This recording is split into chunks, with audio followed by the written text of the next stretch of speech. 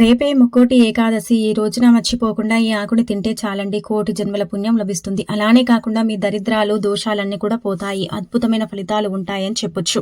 కాబట్టి మర్చిపోకుండా ఈ ఆకుని తినండి. ఇలా తినటం వల్ల ఏంటంటే గనక మీకు విష్ణువు యొక్క అనుగ్రహం సంపూర్ణంగా కలుగుతుంది. మనం ఏంటంటే రేపు ముక్కోటి ఏకాదశి తిథి రోజండి. ఉదయాన్నే లేవండి. శుచిగా స్నాన కార్యక్రమాలు చేసుకోండి.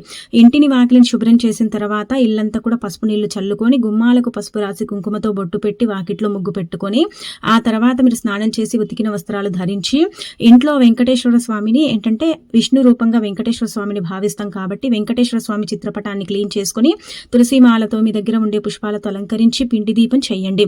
పిండి దీపం చేసిన తర్వాత ఏంటంటే గనక కొబ్బరికాయ కొట్టడం, నైవేద్యంగా ఏంటంటే గనక మనం ఇలా ఏంటంటే నైవేద్యంగా స్వామివారికి బెల్లంతో చేసిన పాయసం కానీ లేదంటే గనక పాలతో చేసుకున్న పాయసం కానీ నివేదన చెయ్యొచ్చు. లేదంటే బెల్లం ముక్కను కూడా నివేదన చెయ్యొచ్చు అనమాట నైవేద్యంగా. ఇలా చేసిన తర్వాత మీరు పూజ చేసేటప్పుడే మనకేంటంటే గనకనండి ఉసిరి ఆకులు ఉంటాయి కదా, వీటిలో అద్భుత శక్తి దాగుంటుందన్నమాట. ఈ రోజు ఖచ్చితంగా ఏంటంటే గనక ఉసిరి ఆకులను ఇంటికి తెచ్చుకోండి. ఇలా తెచ్చుకున్న ఈ ఉసిరి ఆకులను ఏంటంటే గనక ఒక 10 నిమిషాల పాటు పూజలో పెట్టుకుని పూజించుకోండి. మీరు పూజ చేసేటప్పుడు అలా పెట్టి పూజించుకున్న అనంతరం ఏంటంటే గనక ఈ ఉసిరి ఆకులు ఉన్నాయి కదండి, వీటిని ఏంటంటే ప్రసాదంగా స్వీకరించండి. అంటే ఉట్టివే మేము తినలేమనుకునేవారు బెల్లంతో కలిపి తినొచ్చు, పంచదారతో కలిపి తినొచ్చు, తేనెతో కూడా కలిపి తినొచ్చు అనమాట. ఇది తినటం వల్ల జాతక దోషాలు పోతాయి, సమస్త పాపాలు పోతాయి, దైవానుగ్రహం కలుగుతుంది, మీ సుడి తిరుగుతుంది.